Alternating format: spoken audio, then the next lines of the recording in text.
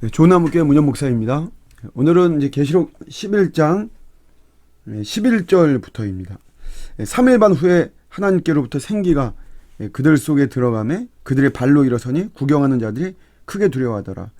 3일 반 후에는 예수님의 이제 공생애하고 좀 비슷하죠. 그들 속에 들어갔다. 두 증인에게 하나님의 생기가 들어가서 그들을 살리셨다는 거죠. 그들의 발로 일어섰다라고 이렇게 표현을 하니까.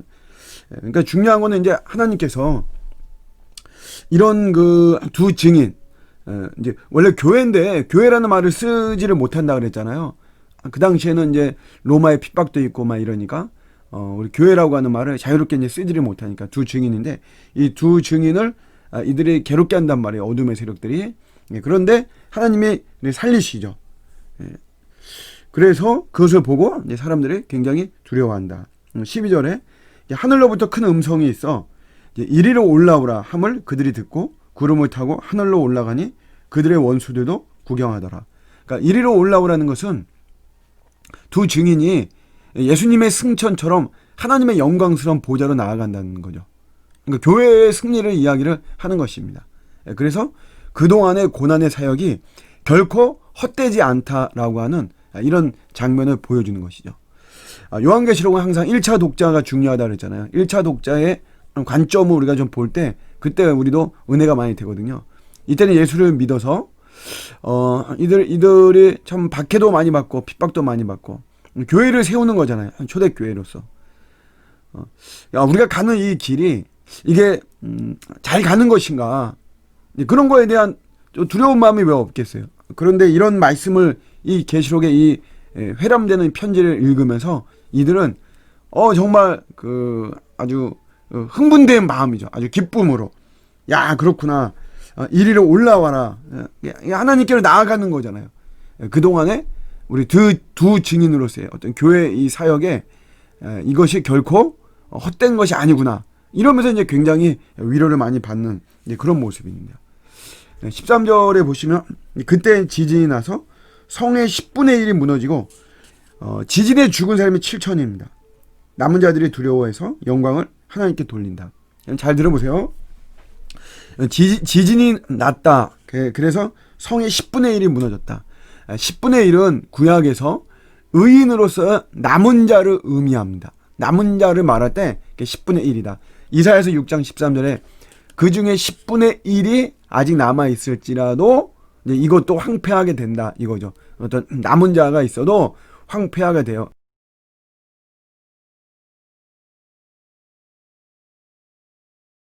밤나무와 상수리 나무가 배임을 당하여도 그 그루터기는 남아있는 것 같이 거룩한 씨가 이 땅의 그루터기니라 하시더라. 그 그루터기 남아있다 이거예요. 그 남은 자를 말합니다. 10분의 1은 이 남은 자의 의미를 말하고요. 같은 우리 구약의 아모스 5장 3절에도 이스라엘 중에서 1000명이 행군에 나가던 성읍에 10분의 1인 100명만 남아요. 근데 또 그 100명 중에서도 또 10명만 남는다. 남은 자의 의미를 이야기를 하는 것이죠. 그러니까 어떤 이 성 10분의 1이 무너진다. 이게 남겨진 이런 사람들의 이런 세력이 무너지는 거죠. 근데 그 지진에 죽은 사람이 7천이에요. 이거는 이 7천명은 엘리야 시대에 바알 숭배에 빠지지 않은 남은 자의 수를 이렇게 말을 하는 것이죠.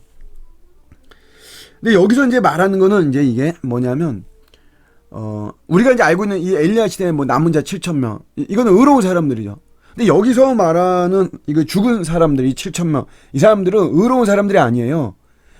두 증인이 전한 메시지를 받아들이지 않고 끝까지 하나님께 반역한 불신자들을 말을 하는 것입니다. 불신자들을. 그래서 이제 우리가 뭐 계속 이제 13절까지 보겠습니다. 그 남은 자들이 영광을 하늘의 하나님께 돌리더라, 이거죠. 그러니까 여기서는 이제 그 두 증인의 메시지에 회개하고 예수님을 믿게 된 그런 사람들을 말을 하는 것이에요. 두 증인의 선교 결과, 복음을 전파한 이런 거에 대한 결과를 이야기를 하고 있는 것이죠. 제가 이제 정리를 해드리면 이런 거죠. 지진이 나서 성의 10분의 1이 무너지고 죽은 사람이 7천명이에요. 그럼 그 나머지 사람들은 뭡니까? 나머지 사람들은 나머지 사람들은 살았다라고 하는 거죠. 나머지 사람들은. 그러니까 엘리야 시대 남은 자 7천 명은 의로운 자인데 여기서 죽은 사람들은 이 의로운 사람들이 아니고 굉장히 이 사람들은 극악한 사람들이에요. 이사야서의 남은 자 7천 명을 역설적으로 말하는 이런 사람들이죠. 그러니까 이런 극악한 사람들, 소수죠, 소수. 남은 자는 소수니까. 이런 사람들은 죽고, 근데 그 외에 남은 사람들은 다수가 우리 주님께 돌아왔다라고 하는 이런 내용이죠. 그러니까 열매가 굉장히 풍성하다라고 하는 것을 또 한편에서는 이야기를 하고 있습니다. 여기서 이제 어떤 우리 하나님 마음이 중요한데 하나님은 진노 중에라도 항상 긍휼을 베푸시잖아요. 많은 사람들이 주님께 돌아오기를 바라는 이런 어떤 마음이 반영되는 이런 모습입니다.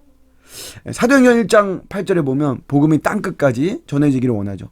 그런 것이 이런 오늘 환상으로 잘 보여지는 이런 내용입니다. 14절에 이제 둘째 화가 지나갔어요.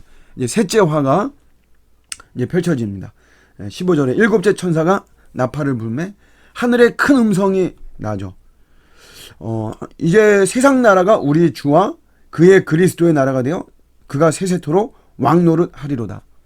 우리 주와가 왕노를 한다는 것은 이제 예수님의 재림을 말하는 것이고요. 예수님의 재림은 세상 나라의 관점으로 볼 때는 세상 나라의 최종적인 멸망이 되는 것입니다. 주님이 오시면 여러분 악의 세력들이 막 지금 득세하고 막 그래도 결국 우리 주님이 오시면 모든 건 다 끝나는 거예요.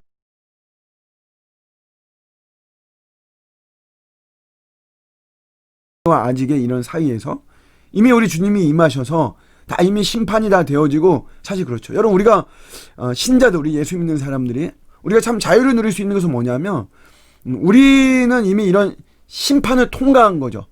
우리는 영벌의 심판이 아니고 이제 나중에 최후 심판 때 우리가 받는 심판은 상급의 심판이란 말이에요.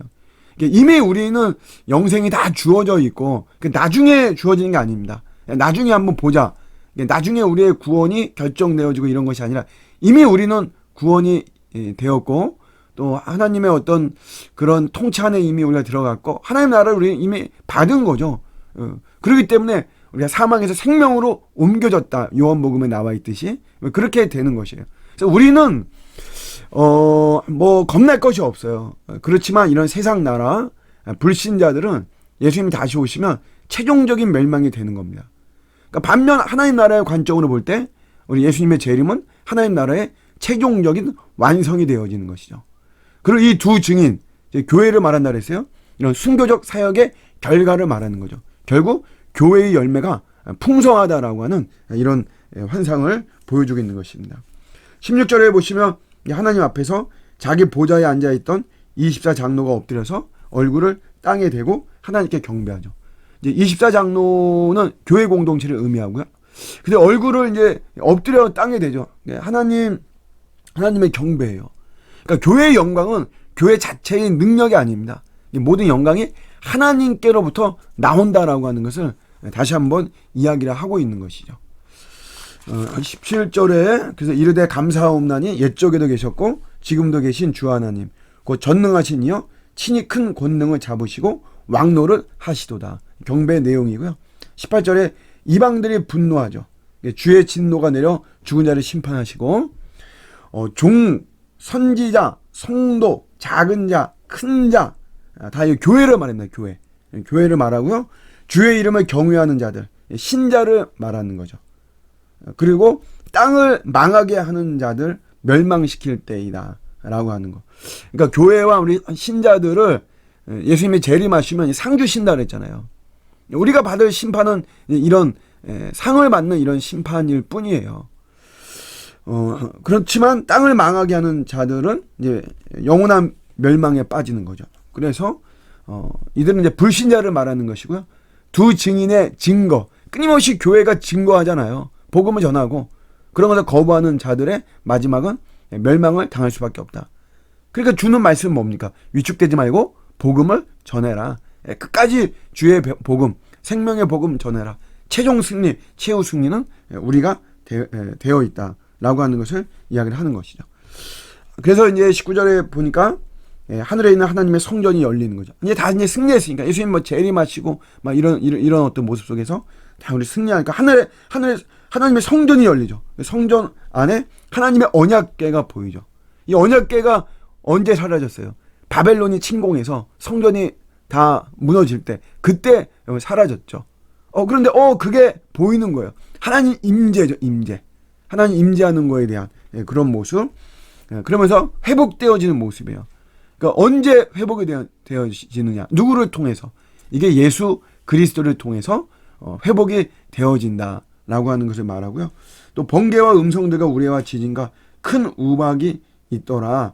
이것도 마찬가지로 하나님 임재를 이야기를 하는 것이고요. 우리 하나님의 나라는 그래서 반드시 승리되고 완성된다. 지금은 이런 여러 가지 어둠의 정말 세력들이 교회를 핍박하고 하는 정말 자들이 교회에 대한 두 증인이 교회입니다. 교회를 핍박하고 하지만 결국은 우리 교회가 이런 복음 사역에서 승리하고 하나님 나라 임할 때 우리 예수님 재림하실 때 그때 완전히 우리가 최후 승리하게 되고 하나님 나라가 완성된다라고 하는 것을 오늘 우리 11장에서 다시 한번 보여주고 있습니다. 오늘 여기까지 하고 우리 다음에 우리 12장 여자와 용 교회를 핍박하는 이런 내용들에 대해서 또 좀 다루도록 하겠습니다. 감사합니다.